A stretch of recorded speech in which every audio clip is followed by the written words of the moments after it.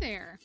My name is Tori Lupinek, and you are listening to The Unclassical Musician, the podcast empowering the new generation of classical musicians to take risks and live a fulfilling life. Each week, we dive in headfirst into a topic on the minds of young professional musicians and come out the other side with a new perspective on life as an artist.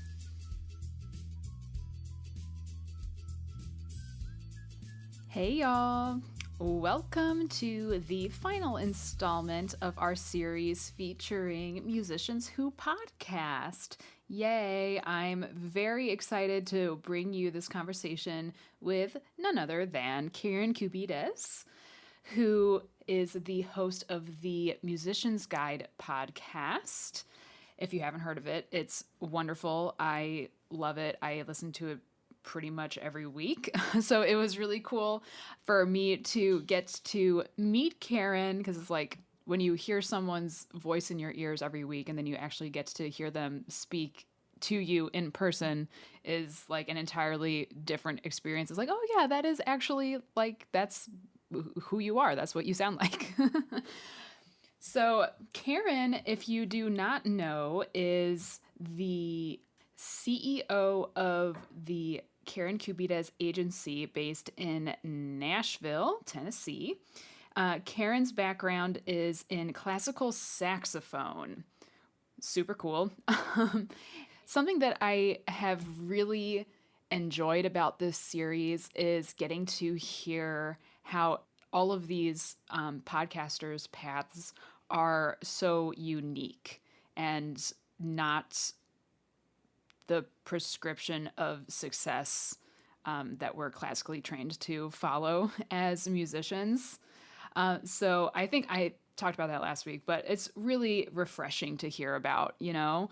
And yeah, so Karen's background is in classical saxophone, and she worked in admin for orchestras before starting her own agency that serves musicians of all stripes in the Nashville area. Her agency does branding and marketing and consulting and has resources for music educators, in addition to an emerging artists program. And Karen actually is the host of multiple podcasts, but the podcast, The Musician's Guide, is subtitled The Musician's Guide to Being Healthy, Wealthy, and Wise. It's a very like holistic approach to being a modern day musician. So I would highly recommend checking it out. In our conversation today, we talked about like being a podcaster, especially because Karen has multiple podcasts going on. We also talk about, this one's interesting, the Enneagram for musicians. If you're into Enneagram stuff, that question comes up pretty late in the interview, so you're going to want to make sure that you listen all the way to the end. And we also talk about the Emerging Artists Program for the Karen Cubides agency. And with that, here's Karen Cubides. So I always like to start off the show by asking you to, or asking my guests to tell the listeners a little bit about you and what you do for money and what your experience during the pandemic has been like. Well, first of all, Tori, I'm so excited to be on your podcast. Thank you for having me.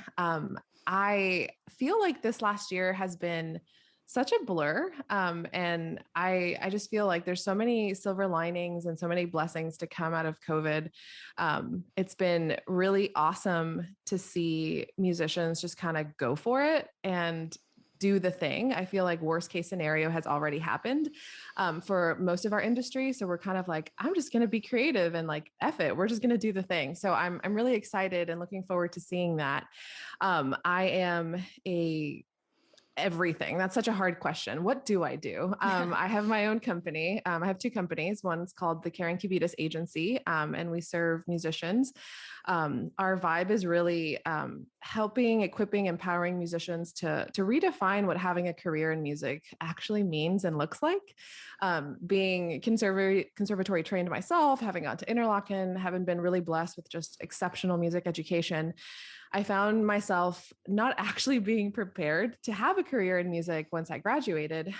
So I've really spent the last we're going to be 9 in September, almost decade of my career, just trying to figure that out. So our agency does photography for musicians, web design, social media management. I am a certified life coach. I specialize in emotional intelligence and soon to be the Enneagram. So I have both a coaching practice and also just project management. We've done like 50 records in my company from inception to full on production. We do all the things. And then I also have a second company that I launched in February of this year called Fempire to Inspire, where I do something very similar, but for women and those that identify as women. I have 2 podcasts, which I love. I'm about to add 2 more because I'm insane. Oh my God. Which I'm excited about. But yeah, that's me in a nutshell. I have a degree in classical saxophone, so LOL, and a minor in woodwinds. So I play a little flute, clarinet, all the things. That's cool though. That's cool that you were able to actually do a minor in like doubling stuff. I feel like not a lot of conservatory style schools actually do that. Yeah. Well, I was blessed because Boston Conservatory is really big in musical theater. It's like one of the top schools for that. And we had tons of pit opportunities, and Boston's just such a great city for that kind of stuff. So yeah, it was really awesome to have an opportunity to do that. I also have, I don't know how, I feel like such an old soul, nonprofit experience. I had like the coolest opportunity. And this is why I love Boston, the city, so much, because the scene just is so welcoming for students. And from my freshman year in my undergrad, I was a stagehand for a small orchestra called the Boston Classical at the time. And I had always been passionate about orchestras, but as a saxophonist, I knew like there was only so much bolero or pictures at an exhibition that we would play. So I knew that if I wanted to be in the orchestra, I would have to be in an administrative capacity. So climbed my way up in that orchestra. I did marketing, development. I was assistant to the executive director. And then at age 21, I was running the orchestra.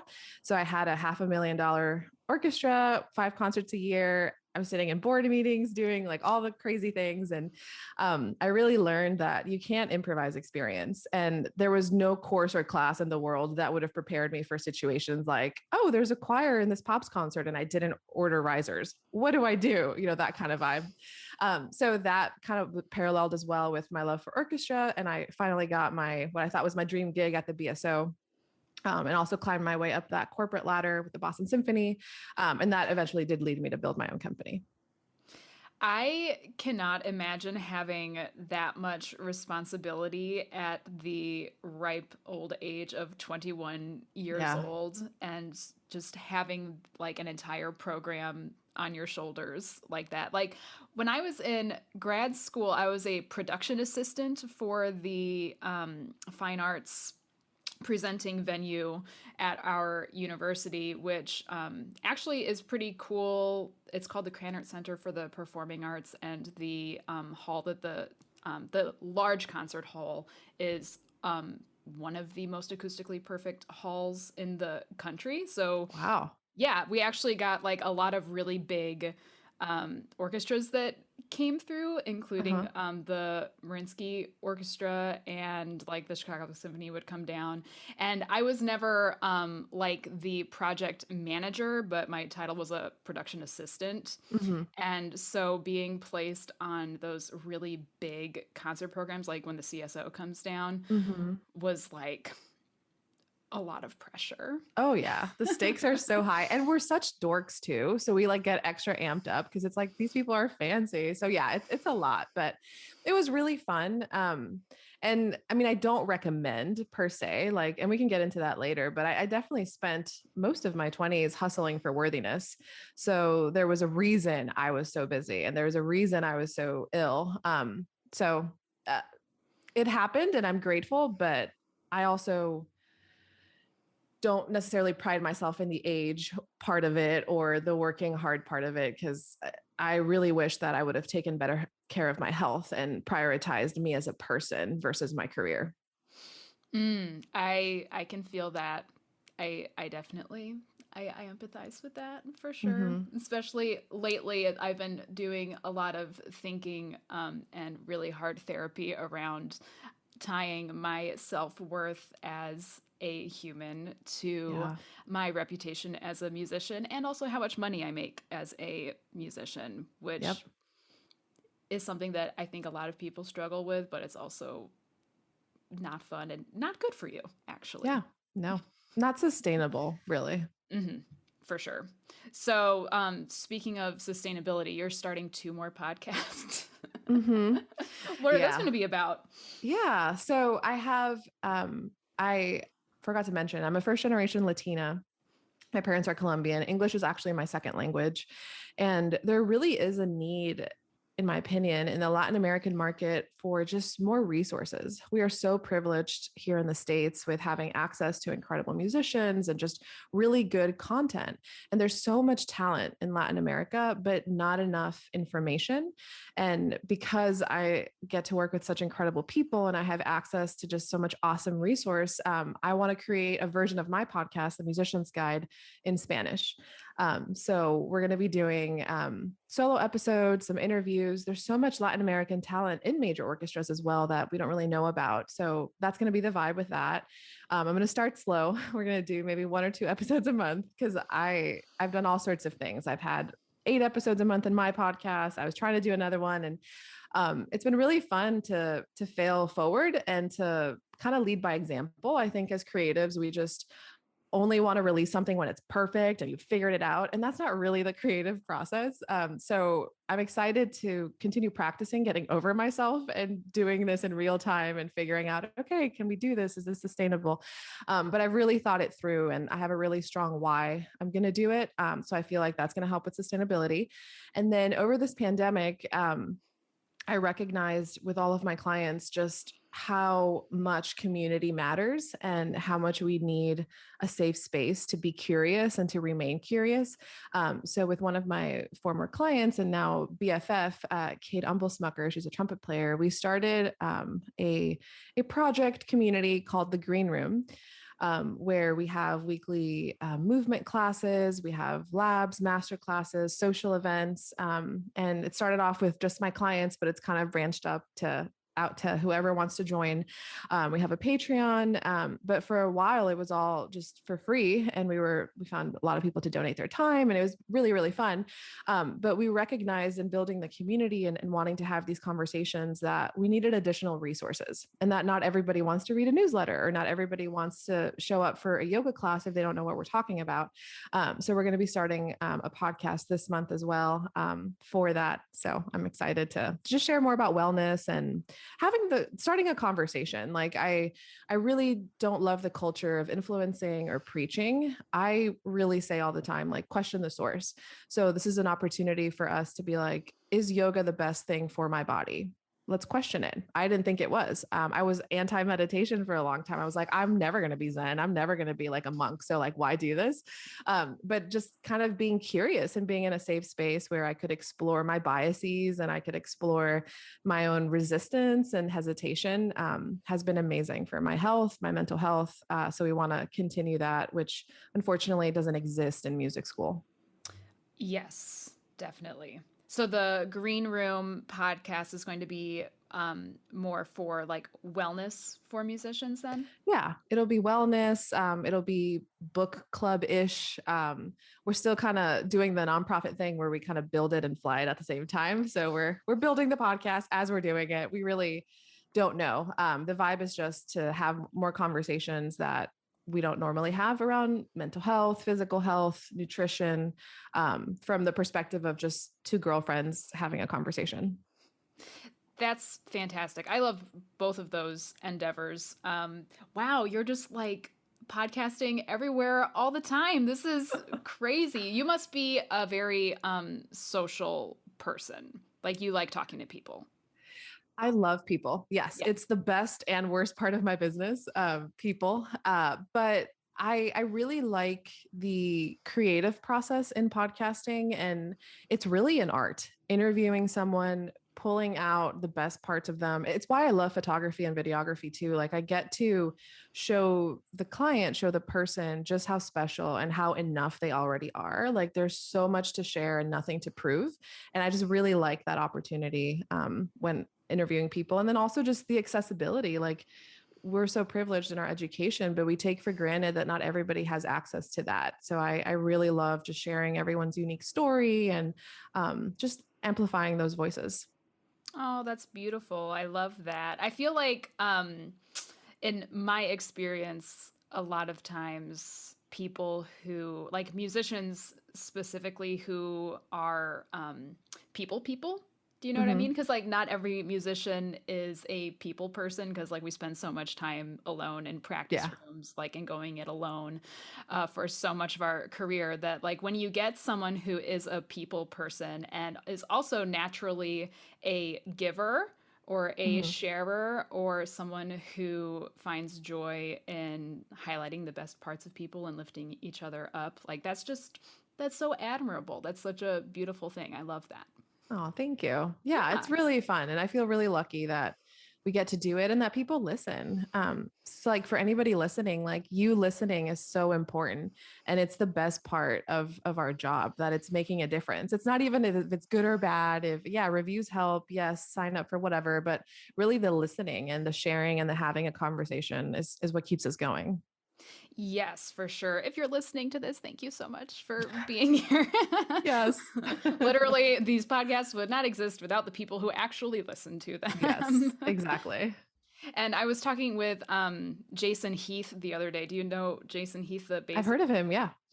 He's got a podcast that he's had like since 2007. It's like ridiculous. And he shared this perspective with me that even if only 50 people downloaded one episode, if you think about having, like, if you were giving a talk at a conference and 50 people showed up, like, Hmm. that's incredible, you Yeah. know, like having 50 captivated audience members in one room like that. But sometimes, like, when you get into the metrics with podcasting, it's like, it was only 50 people, but it's not only 50 people. If those 50 people actually listen to the whole show, that's Hmm. a making an impact on a certain level. And it's actually kind of a lot of responsibility when you think of it that way. Yeah. Hello, music friends. Heidi Begay here from the Flute 360 podcast. As you may know, Flute 360 has been launching weekly episodes to the community since 2018. Because of the success that the podcast has brought my career, I wanted to offer the same success to you, the unclassical musician. As an unclassical musician, you want to impact your community through your music and instruction. You juggle multiple hats, being a performing artist, teacher, adjudicator, clinician, and more. Wouldn't it be nice to have a piece of digital real estate where your ideal clients can flock to you? That's exactly what a podcast can do for your music business. In a recent survey, 59% of participants mentioned that they spend more time listening to podcasts compared to spending time on social media. That's huge. Because of this, I am passionate to help fellow musicians launch their podcast in my class titled The Podcasting Musician. Join me for the July 2021 class and learn from myself and my audio engineer husband all the ins and outs of podcasting. Register today through my website at HeidiKBegay.com. And for a limited time, I am offering Tori's listeners a 10% discount off of the remote class. Use your code TORI10 to receive your discount today. See you soon. The ripple effect is huge. And I think that those numbers and the intention like really set us up to figure out, what do we want to leave? Like, what is our actual legacy? Because you don't get to take anything with you. Your accolades at the end of the day don't really matter. It's the value you can bring. So yeah, that's such a great perspective. And I also think that there's room to do it however you want to do it. Like, some people calculate metrics. Other accounts have Patreon that, there's advertisement. There's just so many ways to do a podcast. And I think that it's so personal and so different for each person. So for anybody out there, like thinking about doing it, I'm a huge believer that no, the market is not saturated. There's room for all of us to do anything and everything. I will never be able to reach all the people that I want to reach in my lifetime. So really the more the merrier. And as long as it works for you, it doesn't matter what it looks like. I don't have advertisements. I don't do a Patreon. My podcast for me is not the typical business model in quotations because you can't see me. And that's okay because it works for me. So I think just kind of demystifying that it doesn't have to look a certain way. It doesn't have to be anything other than what feels authentic to you. So now let me ask you this then. Why podcasts? Like your agency came first. And then the podcast, The Musician's Guide, came second. Yeah. So what was obviously, I mean, we're talking about having a broader reach and being able to reach more people. So what was the impetus behind the Musician's Guide podcast? Yeah. I was noticing through my emerging artist program, through working with incredible educators, and then also really world-class, fancy top 5 orchestral musicians, that the problems, the issues, the insecurities were all the same. And I really wanted to shout that from the mountaintops because I walked into the Boston Symphony like it was Disney. And like, these are the people that were like at the pinnacle of success. Oh my gosh, they must be so happy. They must just be so rich and like everything's amazing. And it really wasn't at all. So I was like, oh no, like we have to share this. And I just almost felt like I had this secret and this responsibility to kind of share. So that was the first like big heart moment. Like, this is why I want a podcast. The second thing too is we're in a male dominated industry, and right now there's a lot of coaches and the market's shifting, due to COVID. But back when in 2012, there really wasn't much of this. It was more of just like the Angela Beeching model, which kudos to her because she's amazing. But that was pretty much it. So I needed to build credibility and I needed to develop a portfolio. And that's really what the podcast was. It was an opportunity for me to share what I know, and not convince, not influence, just simply have the conversation. Like, it's really common in our industry to say that social media is the highlight reel of your life. I disagree. I don't subscribe to that. I think boundaries, and you share what is authentically true. And yeah, you can curate the story. And the beauty there is that empowers emerging artists, because I was discovering myself that you would get into these entry-level positions and they wanted like 20 years of experience. And I'm like, how can I do that if I'm 20 person? And that's literally corporate America. So I was like, no, I want this podcast to help and empower, and I'm going to do it imperfectly because I don't know what I'm doing. Well, I mean, it sounds to me that you know what you're doing. And it's been a few years now, but yeah, at the time I didn't. Yeah. But that's great. The highlight reel situation is definitely, even though during the pandemic, as much as I think people are beginning to understand that it does not have to just be the highlight reel, or that what you see on social media is in fact the highlight reel.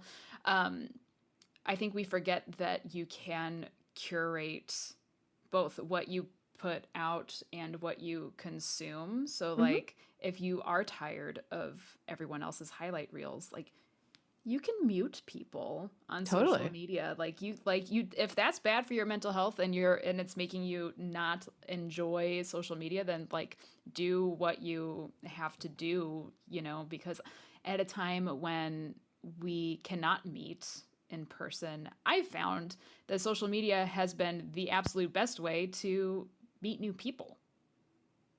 Yeah. You know what I mean? It's a social network, not an antisocial one. And I think that as creatives, we want things to be perfect, but that's not possible. And I think sharing that messy middle, like, I'm not encouraging anybody, but I have over 10,000 followers on my Instagram, on my personal account. And if you happen to scroll to the first posts, you could see a mega glow up, first of all, thank God, but then also 3 or 4 iterations of my brand.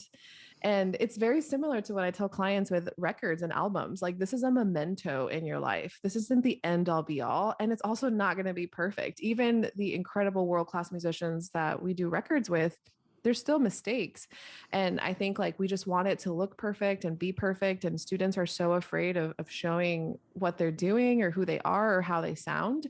And that's what allows us to connect with you. That's what we can relate to. Like, maybe you can't relate to my story or my education, but you can relate to being a dog mom, or you can relate to being married or engaged, or you can relate to moving to a new city. Like, there's so many ways that we can connect. And I think we're robbing ourselves of just deep connection by not sharing and not putting ourselves out there.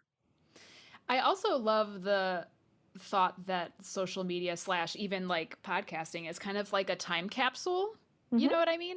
Because, I mean, I started this podcast during the pandemic. And so a lot of it has been geared towards that because it's the thing that we've all been dealing with, you know? Yeah. But if this podcast still exists 5 years down the road and people start at the very beginning, maybe people who were not adults during the pandemic and had no idea like the actual intensity that was happening, plus all the political unrest and the civil for sure. like it's been a really, really rough time. And so this is kind of like saved for posterity now, which is pretty cool to think about also. Yeah, for sure. So is your grid. So is everything.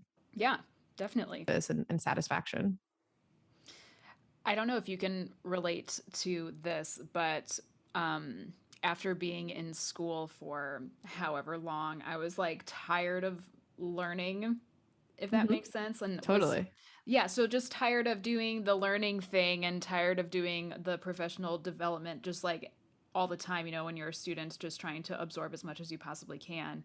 And I did not get to a place where I was ready to continue learning just until maybe like the last year or so. I would say, yeah, probably like around the pandemic. I was like, maybe it's because I was bored. I don't know. But I was in a place where I was like ready to continue with learning things and education, you know, but like not wanting to go back to school, definitely not wanting to go back to school.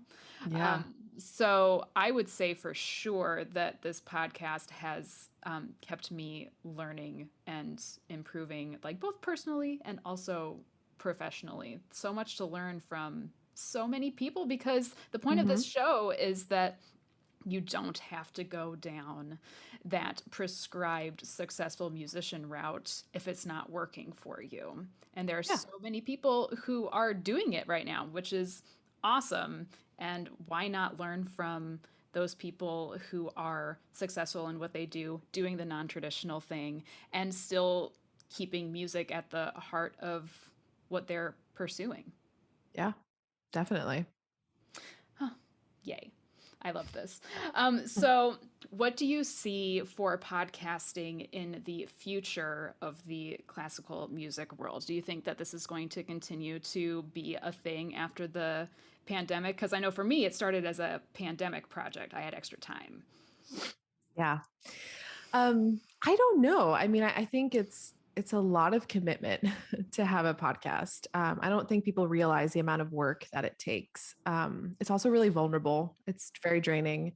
I hope so. I hope that people will find a strong why and just kind of reignite and find a way to include this in their daily life, because I think this is just going to bring us closer together and it's going to help us disrupt.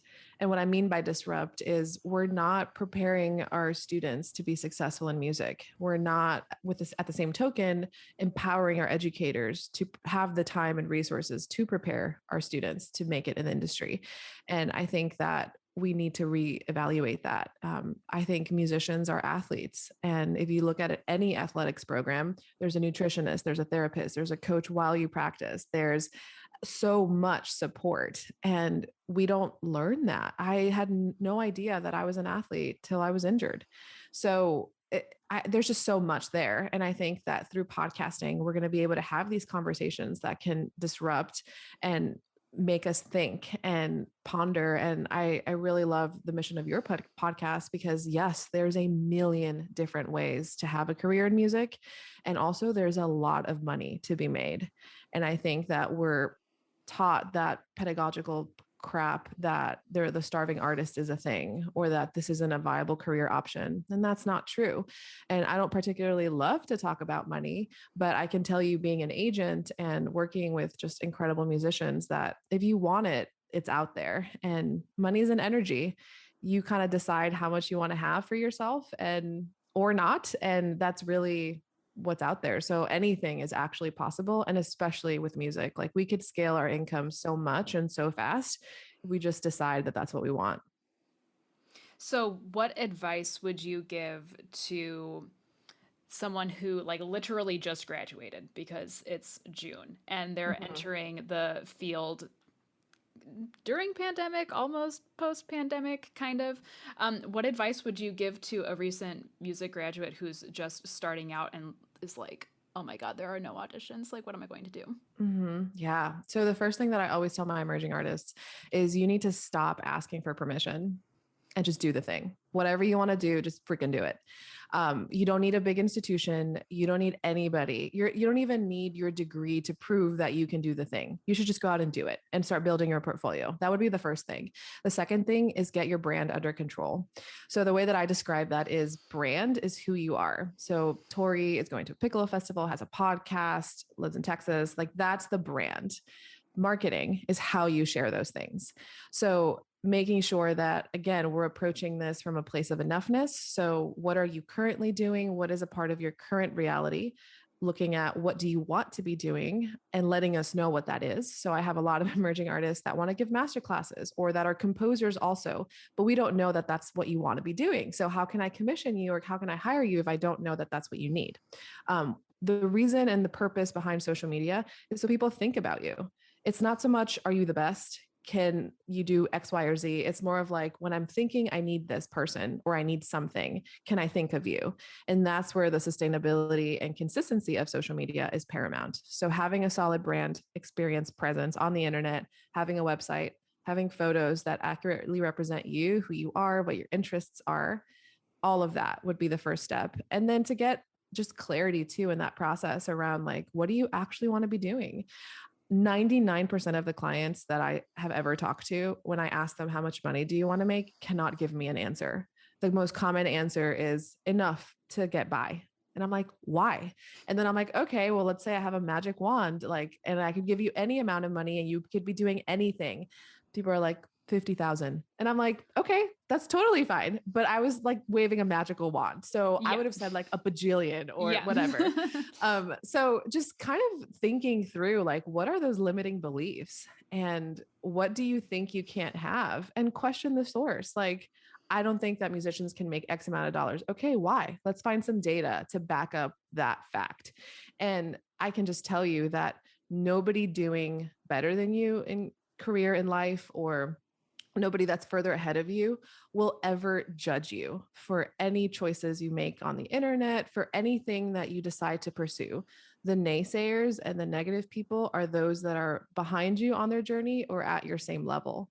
So really putting your blinders on and making sure that you know who is influencing you, your thoughts, that negative self-talk. Really, my litmus test for that is, if I were to put a megaphone to my head, would I be embarrassed for other people to hear what was going on in my head? So just really getting all of that together. And then the last thing I'll say is therapy. I feel like the Oprah of therapy. Everybody needs therapy. Therapy is amazing. If you're not familiar with it, it's essentially an unbiased third party that calls you out on your BS, that gives you tools and tips to cope with life. It's like private lessons for your life. We invest so much money in private lessons for our instrument and equipment and reeds and head joints and all the things. It's like, why not invest some resources into making sure that your head's on straight and that you are living your best life? Because at this point in my career, it's like, wealth is time, wealth is choices, wealth is being happy. It's no longer subscribing to like hustling and wearing, the busy badge of honor and trying to prove anything. Like I love this Jan Kagarice quote. She says, you have so much to share and nothing to prove. And that's a daily choice to continue to remind yourself that you are enough and that you have so much to share, to give, to do. And we're all excited for you. I love that. Yes. I didn't start going to therapy until like last August during the pandemic, when like shit was getting real. Yeah. And I tried to not live my life with regrets, but like I have a regret not starting therapy before the age of 27. Definitely could have used it earlier on in my life, maybe would have made some different choices. Yeah. And this is why this conversation is so awesome, because there's so many people out there that still have that stigma. I mean, even in my own culture, like mental health, you just eat something or sleep more or work harder, like it'll go away. It's not real. So yeah, I think just continuing to share and be vulnerable. And yeah, I go to therapy regularly. My husband goes, I do couples therapy. Like there's just and nothing's wrong. Everything's great. But it's like, I really need that support. Definitely.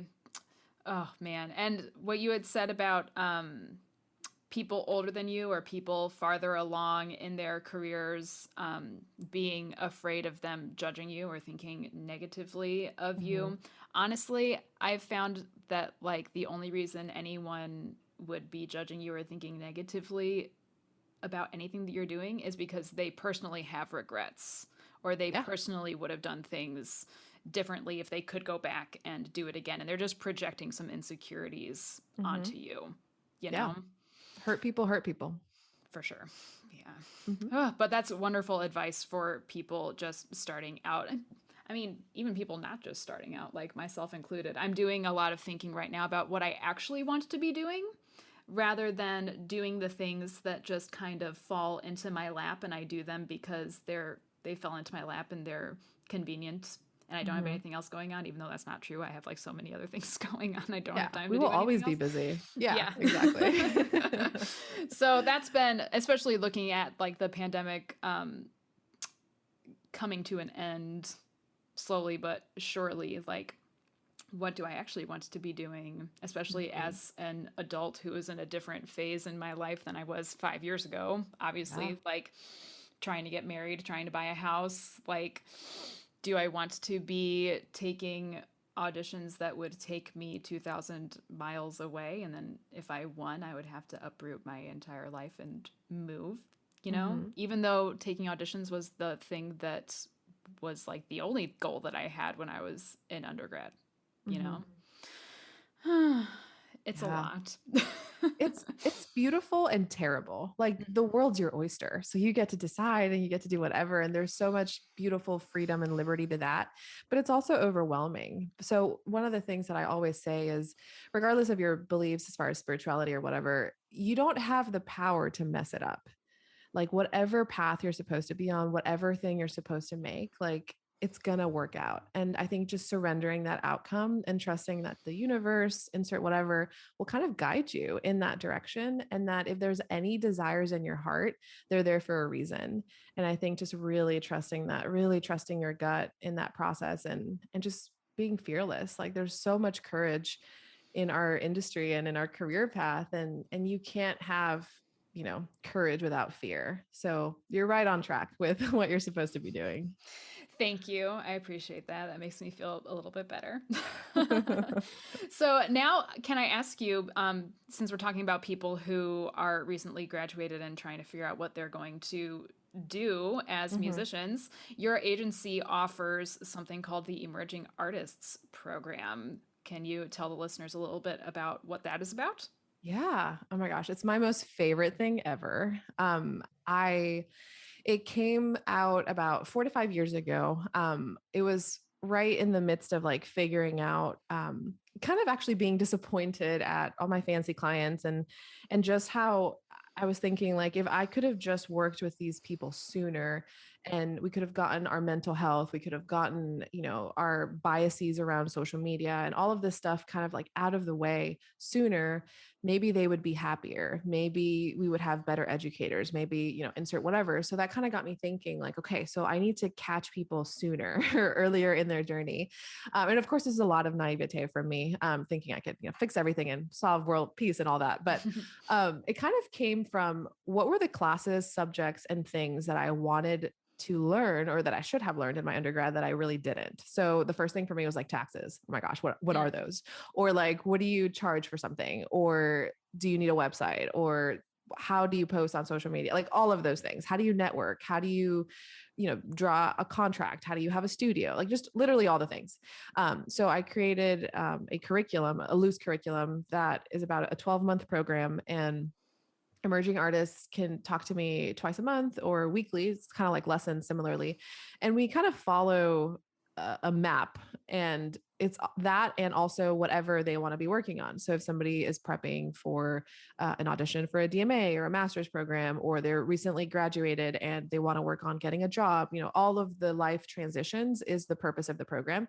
So there is some structure, but it's very customized for each person, depending on what they need. And it's been awesome to just kind of catch people sooner and to just spare a lot of people a lot of the hot mess and heartache that I went through. And I feel like as a business owner, I don't have a master's, but I definitely have a business master's in mistakes that I've made financially.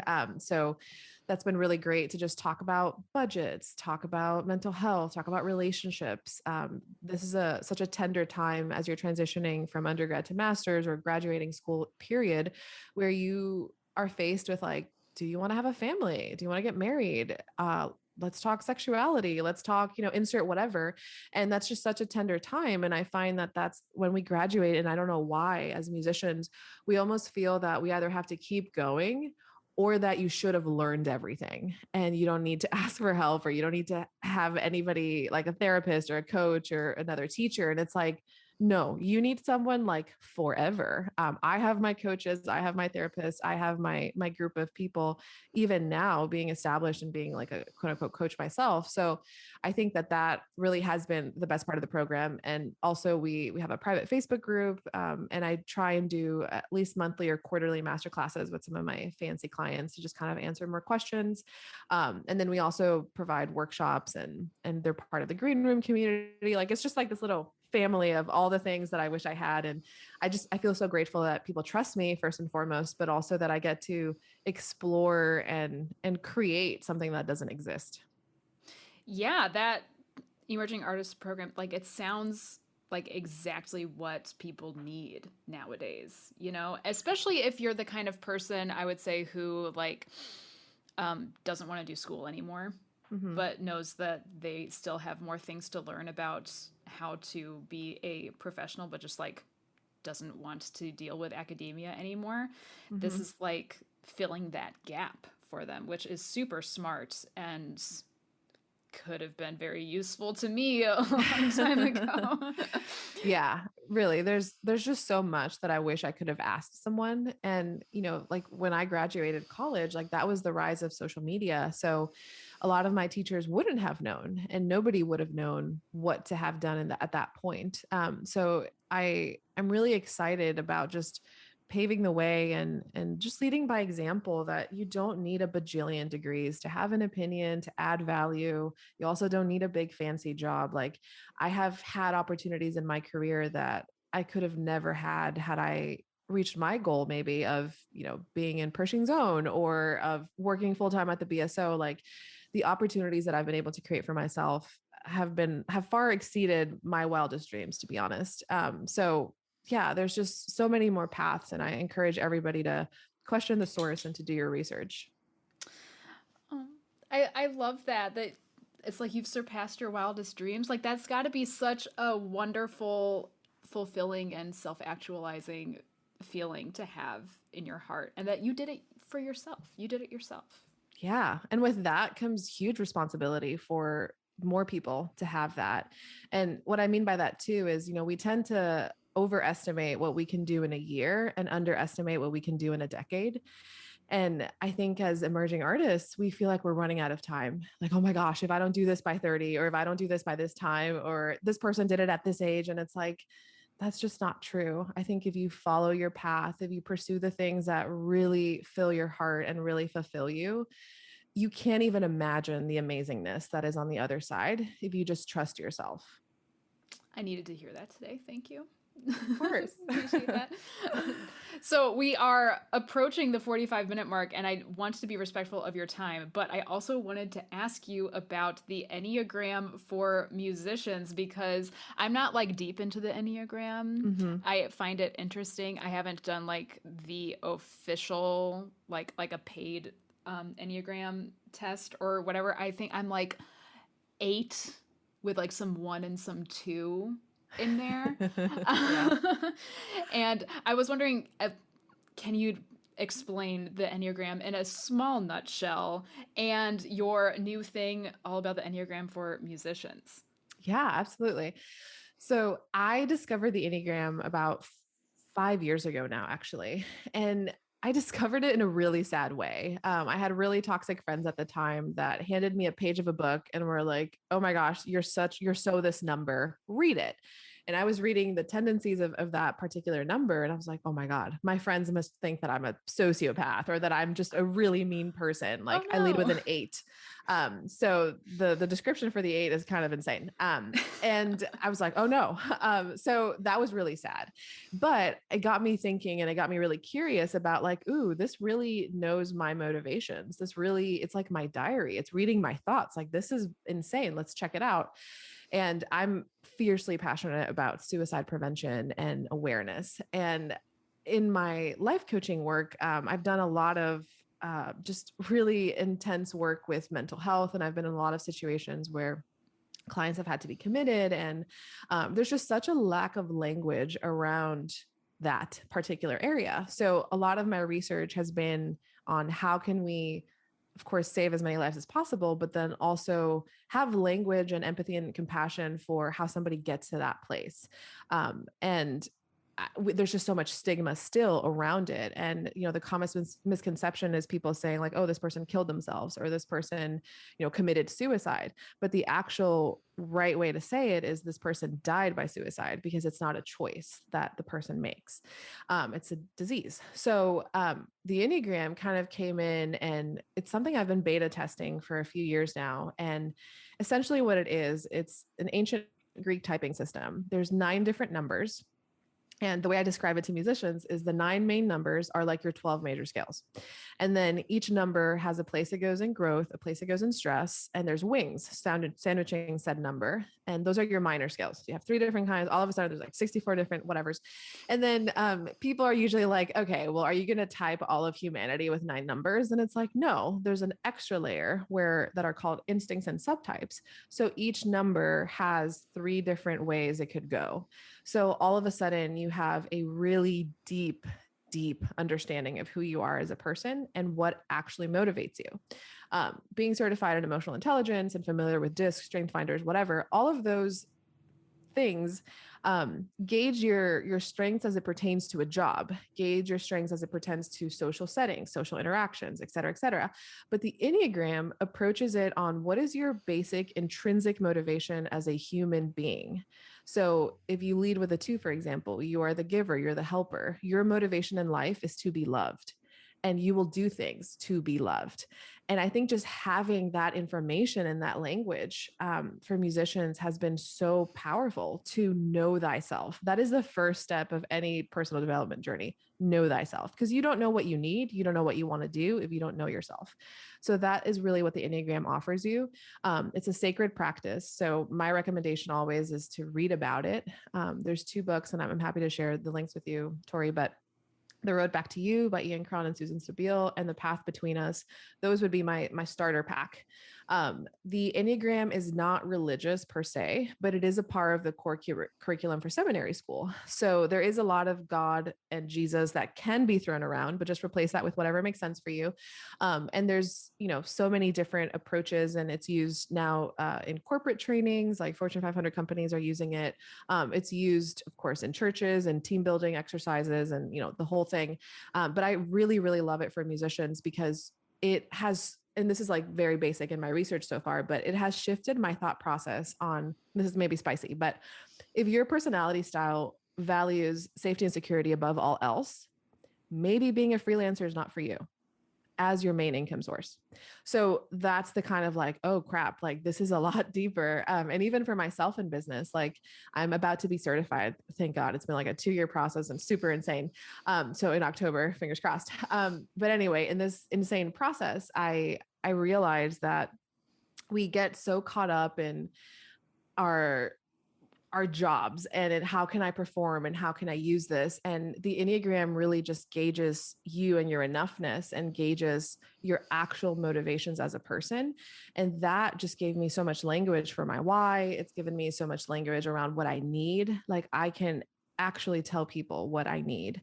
And it gives me just a North Star. And the point is not so much to, win at this, because that's what my personality wants to do. But it's understanding that there's a healthy version of yourself, an average version of yourself, and an unhealthy version, and just trying to live your best life and remove the interference. And it's a sacred practice. Like this isn't to be weaponized. It has a lot of power. I would say it's Pandora's box. But it's just so fulfilling once you get to know thyself. And from a networking standpoint and just a business standpoint, it gives you an insane competitive advantage to be able to read people, to be able to communicate better. Like in my company, my team, we all know our Enneagram numbers, and we know that I have a tendency to do this. I know that this person needs extra encouragement. I know this person needs affirmation, and we can all work better. It's like the love languages on steroids, basically. My God, this blows my mind, actually. Like it makes total sense. Like, I mean, I'm the kind of person who's like taken like every single BuzzFeed quiz like since forever, and I'm into astrology and stuff like that. So having another, I mean, it's a personality. It's essentially a personality test, right? Yeah, but it gauges your motivation. So your job doesn't even matter. Like the Enneagram 3 is an achiever or performer, but that's not what it actually means. So yeah, it will give you just a compass, a North Star, and it'll be really invasive. And if you're in between numbers and you're not sure what you might be, you're probably avoiding the one that you actually are. Because I don't think any of us want to be our numbers. Like I lead with an 8, it's the challenger. No, basically that number at its worst is really loud and steamrolls over people and is angry all the time. But at their best, they're a Martin Luther King Jr. kind of figure. So it's crazy to see. And each number is just so different, so special. And one last thing, you're born perfect without an ego.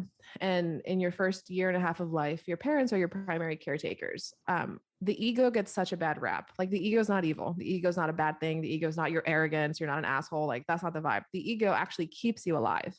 And you start to develop it as you become a toddler and you want to get into things. And your ego is what doesn't let you put your finger in the, electric socket or whatever. And then as the way our brain processes information is through storytelling. Like everything in your life is a story. Kids are amazing storytellers, but their facts aren't always accurate. So the narrative that you create as a child in your mind around what you need to survive your environment is essentially what gravitates you towards a number. And you're that same number your whole life. And your job is to remove those masks of your type, loosen it up a little bit so that you can actually live your best life. And by the end of your life, that you're as close to the center as possible, because you don't need the ego. You don't necessarily need, you do need the ego, but you don't need the masks and the facades that you're putting on that you think you need to survive your environment. This is so fascinating. Do you have an offering around the Enneagram for musicians that you're doing with your agency right now, or is that going to come like after you're fully certified in October? I've been thinking about that actually. No, I would love to do what are called typing interviews. So I study the narrative tradition, meaning that I would never tell you like, Tori, yes, you're most definitely this number. What I like to do is there's an interview process that, you kind of talk like we would one-on-one. And then I would ask you questions to give you 2 or 3 numbers that you might be and tell you why. So it's kind of like a tarot reading or like astrology or whatever, but like the Enneagram is scientifically proven. Fun fact, the Myers-Briggs is not. Oh. And there's an incredible documentary on HBO called Persona that I highly recommend, especially if you guys are into typing tests and whatnot.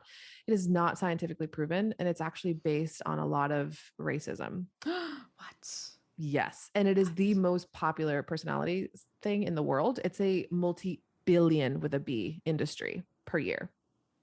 Oh my God. Yes. Wow. That's crazy. Okay. Cause I'm definitely an INFJ, but but if you take it again, you might not get the same combination. Yeah. Anyway, also, what is introversion versus extroversion? Because I think during this pandemic, a lot of people have recognized that maybe they are an introvert or an extrovert with maybe a highly reactive nervous system, but it doesn't necessarily mean that you like or hate people. Right. So I think there's a lot of that too. And the Enneagram, the subtypes in particular, really help with that. Like I thought that what would make my business look successful or be successful is if I had a big team, but I'm more of a one-to-one person. So that information with the Enneagram was like, oh crap, let's just scale down and really intimately and intensely, because that's my personality, work with a smaller group of team members than a much larger one. So it's really helped me with life decisions and whatnot. But to answer your question, yes, I would be doing typing interviews to just kind of help musicians and point them in the right direction so that they don't subscribe necessarily to how cosmopolitan it's become. Like you see like, oh, if you're a 9, here's your, I don't know, favorite date night or whatever. Or if you're a 2, this is probably what your vacation looks like. And it's like, it's so much more complex than that. Like, yeah, those are fun and fine, but no, it's a lot deeper and a lot more serious. Ooh, I'm so intrigued. I'm very intrigued by that. Thank you for sharing that. I Of course. appreciate it. Very cool. Wow. Okay. Thank you so much, Karen. Really appreciate you being here and taking your time to come up here on my little podcast. Of course. And thank you for all the work that you're doing, Tori. Like seriously, being brave and starting a podcast and putting yourself out there and just all the growth and vulnerability that you've let us see through your Insta story and through your podcast is really amazing. And we just need more people to be doing what you're doing. So thank you. Oh, my heart. Thank you so much. Wow, that means a lot to me. Before you go, can you please tell the people listening where they can find you online, or if they want to work with you, how they can go about doing that? Yeah, absolutely.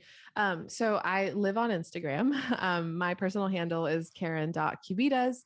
And you can find all of my brands there. And yeah, my website is karencubides.com. And it has all of our sub brands and the work that we do and all the things. So feel free to check out there. And then if you're curious about anything music related, my podcast is a great resource. It's basically everything that you would work on with me on lives there as well. So that's the Musician's Guide, and it's wherever you listen to podcasts. Awesome. Thank you so much, Karen. This has been wonderful. Thank you, Tori. I'm so excited. This is such a fun conversation. Yay. And I'm sure I'll be seeing you around on Instagram, and I'll be having you in my ears every week on your podcast. You're so kind. Awesome. Have a great rest of your day, Karen. Thanks, Tori. You're awesome. Bye. Bye. I don't know about you guys, but I'm like really into like personality tests, you know, like back when like the BuzzFeed quizzes were a thing, I took like every single one of them. And like with Harry Potter, like I'm a Hufflepuff and my Patronus is a dolphin and all of these things. So I'm always interested in the personality test things, and Enneagram is something that I've like dipped my toes into, but I'm like really pumped to like get more into it and learn more about myself. The more I hear about it, the more intrigued I become. Like, why would you not want to learn more about your innate personality and your innate being as a person, and how you can work that to your advantage rather than trying to fit a square peg into a round hole, if you know what I mean. So all of Karen's links are going to be in the show notes, including links to her agency and her various podcasts. Don't forget that Heidi K. Begay's the Podcast and Musician course starts the first Saturday in July, so there's still time to sign up. Remember to use my code Tori10 for 10% off. That link is going to be in the show notes as well. And just to give y'all a heads up for July, I'm planning on taking next week off to try to get the upcoming podcast schedule in order. And it's just summertime, you know, there's things going on. But we will be back in July. I don't know if I'm taking 1 week off or 2, but fear not, we will be back. And I don't know what we're going to be doing yet, but Stay tuned on social media to find out when the next episode is going to air and what the next topic is going to be. If you are a new listener, you can find me on Instagram, is where I spend most of my social media time. I'm at Tori Lupinek Flutist. If you are a Facebook person, feel free to friend me if you want. I don't bite. And we also have a Facebook group called the Unclassical Musicians. You can also support the show on Patreon, patreon.com/the Unclassical Musician. And I think that's about it. I think that's all I got. So I hope y'all are having a great summer. If you're an educator, I hope you're enjoying your summer vacation. And I'm going to go enjoy mine. All right. We'll see you soon.